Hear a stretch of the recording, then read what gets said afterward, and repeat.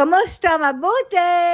For today's video. For today's video ay nagwawala si Nilos ng araw na yan dahil ayaw kumain at meron siyang ibang gusto. Pero bago yan nabibisita nga ulit ang nurse ni Lola para tingnan ang kanyang sugat, kaya naman dali-dali kong itinagilid si Lola bago dumating ang kanyang nurse. Dahil mapapagalitan si Lola kapag naabutan siya ng kanyang nurse na nakahiga sa side kung saan siya may sugat.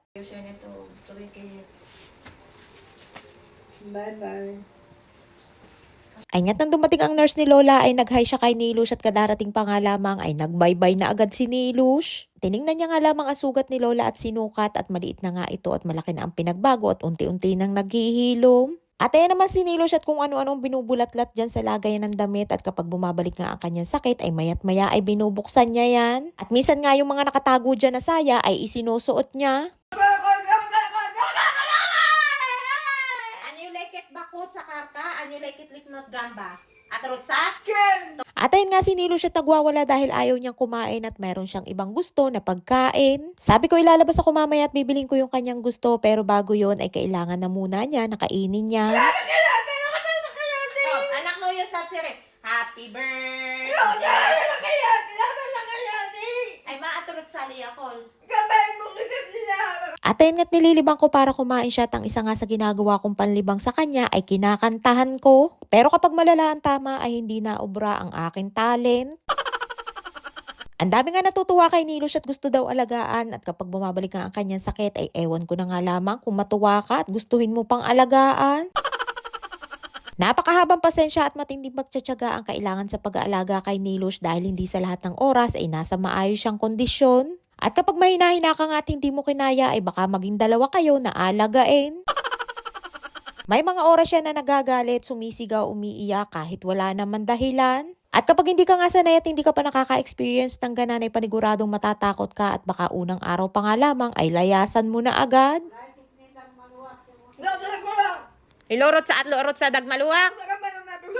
At ayun nga't pagkatapos ko makumbinsi na kumain ay nagagalit na naman dahil kay Lola. Eto naman si Lola ay pakisali at ano kaya daw at ibili ko si Nilush ng isda at nung huli nga akong bumili ay kumain pa si Nilush at ngayon nga ay nagagalit na siya sa isda. Ganan nga si Nili kapag bumabalik ang kanyang sakit may mga pagkain siya na kinakain noon na ayaw na niyang kainin. At ngayon nga ay marinig pa nga lamang niya katulad niyang isda ay nagagalit yan at minsan nga ay nag-iiyak at sumisigaw pa. Magsasyam na taon ko na nga inaalagaan si Lola at Nili at sa siyam na taon na ngayon ay lamang ang stress sa buhay ko dito dahil sa kanilang kondisyon. Pero kahit mahirap ay nagtagal ako dito sa kanila dahil naman sa kanilang kabaitan.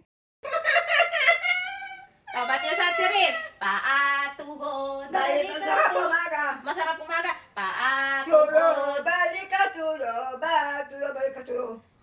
Happy birthday to you. Happy birthday. No, ano na? Oh, bonane. Boneng godem. Siya na to ba? No, kola ka bodat yan dato ba nakon? At yung satsirin. Happy birthday, Nilush. Happy birthday to you. Happy birthday. Ayom yom ulit. Ayom yom ulit. Ayom yom ulit. Yesli, stay alive. Mo kamot ka fine. O diba talaga namang mapapakamot ka na nga lamang sa ulo at daig pa nga namin ng mali-mali para lamang malibang si Nilush. Halos araw-araw nga ay ganan ang aming eksena, kantahan at sayawan para lamang malibang si Nilush lalo na kapag nag-aalboruto na katulad niyan. Yesli, stay alive. Mo kamot ka fine.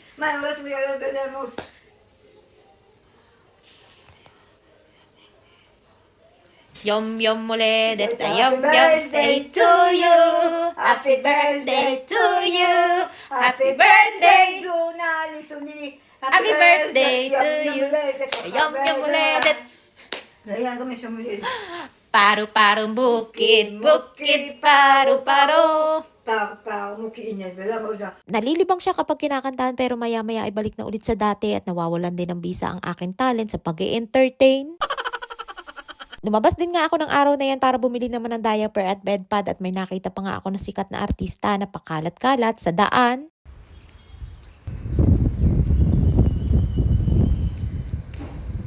Unang tingin ko pa nga lamang dyan at kahit medyo malayo pa nga ako at may takip pa nga yung mukha sa baba, ay ang nasa isip ko na agad ay si Meme Vice. Nilampasan ko na nga lamang dyan at hindi ko inalis yung takip sa mukha, pero nung pagbalik ko ay tama nga ang nasa isip ko at kamukha nga ni Vice Ganda. Sari-sari nga ang aking nakikita at hanggang dito nga sa Israel ay umabot pati painting ni Vice Ganda. Nakabili na nga ako dyan ng diaper at bedpad at bago nga ako umuwi ay dadaan muna ako sa bilihan ng gulay at bibili ako ng bell pepper. Ay nga yung iniiyak ni Nilosh na gusto niya daw kainin at gamba ang tawag dyan dito. Nakakita nga din ako niyang niyog na hiniwa-hiwa at nang tanungin ko ang presyo ay nasa mahigit 400 pesos sa pera natin sa Pinas. Hindi ko naman binili, tinanong ko nga lamang ang presyo para maimarites ko lamang sa inyo.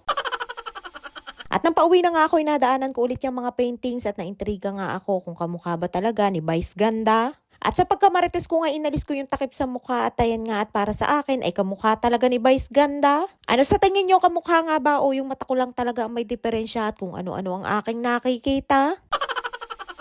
Andito na nga ako sa bahay at nasa labas pa nga lamang ako ay narinig ko na naman si Nilosh na sumisigaw. At pagdating ko nga ay tinanong ko agad kung bakit sumisigaw at ayan nga at nagdrama na agad at may pag-iyak pa. Ganan nga si Nilosh, basta-basta na lamang umiiyak at sumisigaw kahit wala naman dahilan. Ay siya, hanggang dito lamang ating kwento for today's video at maraming po salamat sa inyong support at laging panonood. Mag-ingat po kayo palagi. And please follow and share Aqua Infinity Private Resort and Events Place and please subscribe to my YouTube channel.